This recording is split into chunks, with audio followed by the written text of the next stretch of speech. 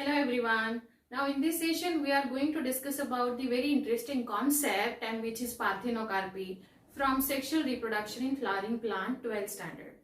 Now parthenocarpy means if we want to understand the parthenocarpy then first we have to find out the normal generalized term about the fertilization. Fertilization के बाद seed and fruit form होता है, but most of the time some of the plants they form their seed और fruit without fertilisation. सो generalise term क्या कहता है? Fertilisation के बाद सीड एंड फ्रूट फॉर्म होना चाहिए. बट कुछ प्लांट्स ऐसे हैं इंटरेस्टिंगली जो विदाउट फर्टिलाइजेशन सीड या फ्रूट फॉर्म कर सकते हैं. तो है ना इंटरेस्टिंग? चलो पढ़ते हैं ऐसा क्यों है और कौन से प्लांट्स में है. Now here we'll discuss the parthenocarpy. Parthenocarpy means basically the fruits would form without fertilization. Some species in which fruits develop without fertilization, for example banana. Banana is also called as parthenocarpic fruit, right? So some like such fruits are without seeds. ये जो fruits हैं ये without seeds होते हैं. And जैसे मैंने आपको शुरू में बताया कुछ प्लांट्स ऐसे हैं जो विदाउट फर्टिलाइजेशन से सीड एंड फ्रूट प्रोड्यूस करते हैं. उसमें से ये है विदाउट फर्टिलाइजेशन फ्रूट बनाते हैं जिनमें सीड्स नहीं होते हैं, और जिनमें सीड्स होते हैं उनको अलग कॉन्सेप्ट है या उनको अलग टर्म यूज करते हैं, वो हम इसके बाद पढ़ेंगे. It can be induce through applications of growth hormone like जैसे जिबरलिन जिसमें सीडलेस ग्रेप्स हम प्रिपेयर कर सकते हैं. जिबरलिन ये elongation of fruit and internode के लिए भी यूज किया जाता है. 11th स्टैंडर्ड में हमने पढ़ा हुआ है. सो बेसिकली पार्थेनोकार्पी मतलब ऐसे फ्रूट जो कि विदाउट फर्टिलाइजेशन से बनते हैं जिनमें सीड्स नहीं होते हैं. Understood this parthenocarpy. Now will see the next term which is apomixis. Now here we'll discuss the next term which is not similar to parthenocarpy, but there is a slight difference between parthenocarpy and this term. Now this term is called as apomixis. Apomixis means it's a kind of asexual reproduction, right? Asexual reproduction हम already पढ़ चुके हैं. मैं नीचे description box में link भी दे रही हूँ. आपको प्लांट्स एंड एनिमल का asexual reproduction पढ़ना है तो आप वो भी लिंक पे क्लिक करके वीडियो देख सकते हो. So now it's a product of asexual reproduction. So that इसमें क्या होता है? It is a form of asexual reproduction that mimics a sexual reproduction. Because हमको अब तक इतना पता चला है seeds and fruits would form after fertilization. लेकिन इसमें seed जो है मतलब seeds are the product of sexual reproduction, but this is a asexual product. This is a asexual reproduction which also forms a seed without fertilization. ठीक है? So this is apomixis. In some plant species of family Asteraceae. Now this is the area where you can get the question कौन सी family है? Asteraceae. And in some grasses seeds are developed without fertilization. So ये produced होते हैं without fertilization. It is a form of asexual reproduction that mimics a sexual reproduction. इसमें होता क्या है? इसमें देखो ये term बहुत important है. These are two lines. These are highly important for you all. ये याद रखिए. इसमें ये पूरा कॉन्सेप्ट 2 लाइन में एक्सप्लेन करके दिया है. Diploid egg cell. Diploid means 2n. ठीक है? Diploid means 2n. एक सेल शुड बी हैप्लॉयड होना चाहिए. सी जनरली सेक्सुअल रिप्रोडक्शन में क्या होता है? सेक्सुअल रिप्रोडक्शन में हमने अभी पढ़ा लास्ट सेशन में. सेक्सुअल रिप्रोडक्शन में एक cell should be haploid and it has to combine with the male gamete. ये मेल गैमेट के साथ यूनाइट होके n+n would become a 2n which is the zygote. ये नॉर्मल कंडीशन में होता है सेक्सुअल रिप्रोडक्शन में. लेकिन यहाँ हमने पढ़ा एक सेल हैप्लॉइड होना चाहिए, लेकिन यहाँ it's a diploid egg cell. ये डिप्लॉयड एग सेल है मतलब एक सेल ही डिप्लॉयड शो कर रही है लाइक अ zygote. ठीक है? So diploid egg cell is form without reduction division. Meiosis में ना जाते हुए डिप्लॉयड एग सेल है. It develops into an embryo without fertilization. So without fertilization से ये एक सेल embryo form कर लेता है.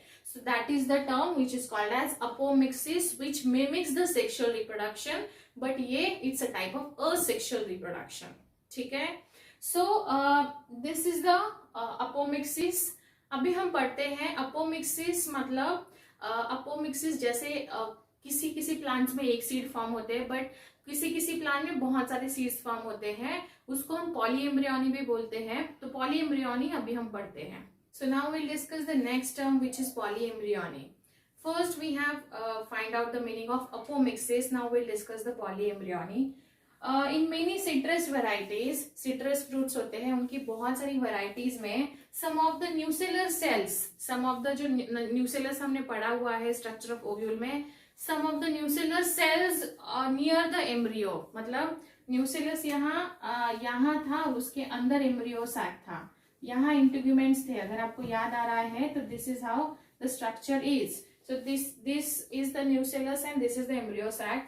Embryo sac के पास जो nucellar cells होती हैं starts dividing, nucellar cell starts dividing, protrude into embryo sac. ये embryo sac में protrude होना शुरू हो जाएगा and that develops into the embryos. ये बहुत सारे embryos को form करेगा and this is called as, this ovule in such species contain many embryos and this is called as polyembryony. Poly means many, embryony means embryo formation. So generally एक embryo होता है, but in this condition there would be a number of embryo formation in single ovule and this is called as polyembryony. जैसे for example आपने orange या sweet lime देखा होगा है, तो उसमें बहुत सारे सीड्स आपको दिखाई देंगे, ठीक है। सो ऑरेंजेस एंड जो कि स्वीट लाइम होता है, सिट्रस जैसे लेमन में भी आपको बहुत सारे सीड्स दिखाई देंगे। So this is the condition which is called as polyembryony. So ये अपोमिक्सिस था, ये पॉलीएम्ब्रियोनी है। Now basically this is a hybrid generation era. So ये हाइब्रिड वैरायटीज हम बहुत ज्यादा यूज करते हैं। फार्मर्स को हाइब्रिड वैरायटीज से बहुत ज्यादा बेनिफिट होता है, बट हाइब्रिड वैरायटी जो होती है उनका एक ड्रॉबैक है, वो उनको एवरी ईयर परचेस करने पड़ते हैं। They have to buy it like each and every year. ऐसा नहीं है कि वो स्टोर करके रखते हैं और फिर बाद में वही नेक्स्ट ईयर यूज करेंगे। अगर ऐसा कोई फार्मर करता है तो वो हाइब्रिड वैरायटीज जो कि प्रोडक्ट ऑलरेडी दे चुका है, उसके सीड्स अगर हम वापस कलेक्ट करके रखेंगे तो वो अगली साल नेक्स्ट जो कल्टिवेटिंग ईयर रहेगा उसमें वो आपको डिजायर्ड यील्ड नहीं देगा, बिकॉज उसके characters they are getting segregated, जो हमने जेनेटिक्स में पढ़ा हुआ है। इसीलिए ये हाइब्रिड सीड्स जो है ये बहुत ज्यादा कॉस्टली होते हैं फार्मर्स के लिए। Like for example I have this a नाम का हाइब्रिड सीड, ठीक है। इसको मैंने सो कर दिया, फिर ये सो होके इसने एक बड़ा प्लांट बिल्ड करके मुझे इसके बहुत सारे सीड्स मिले। तो ये 1 सीड से आई एम गेटिंग 10 सीड्स। अगर ये फ्रूट होगा या कोई फ्रूट यील्डिंग प्लांट होगा तो उस फ्रूट से मुझे 10 सीड्स मिलते हैं, बट ये हाइब्रिड था, राइट। सो ये हमारे पास ये ए नाम का हाइब्रिड सीड था। अभी एक सीड से 1 सीड से वी आर गेटिंग 10 सीड्स, तो characters they are getting segregated in 10 seeds, ठीक है। तो चलो ये ईयर पास हो गया, 2020 में हम किसी फार्मर को ऐसा एक सीड से 10 सीड्स मिल गए। तो ऐसे उन्होंने बहुत सारे प्लांट्स कल्टीवेट किए थे। तो सपोज मान लीजिए यहाँ दूसरा प्लांट है, अगेन 10 सीड्स, तीसरा प्लांट है, अगेन 10 सीड्स। तो अभी काउंट करते हैं 30 सीड्स, ठीक है। इजी मैथमेटिक्स हो जाएगा। 30 सीड्स, अभी 30 सीड्स उनको 2020 में मिले by using 3 seeds only.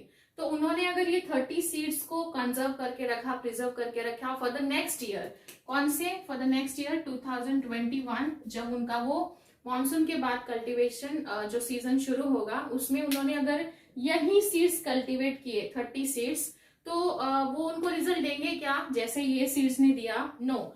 Y? Because characters already have been segregated हो चुके हैं and that is the main problem today's farmers are facing. इसलिए उनको हर साल एक नया सीड का पैकेट परचेस करना पड़ता है। 2020 के सीड्स अगर वो प्रिजर्व करके रखते हैं तो भी 21 में यूज नहीं कर सकते हैं, बिकॉज उनको वो रिजल्ट मिलेगा ही नहीं।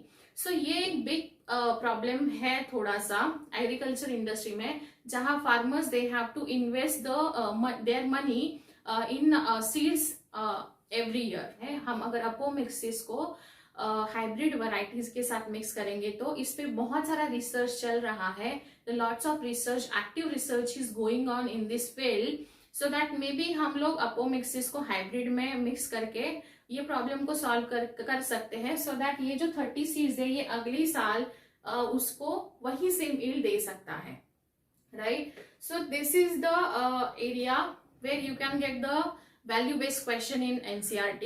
ठीक है, तो why do farmers have to purchase the seeds every year, ये question हो सकता है. क्यों?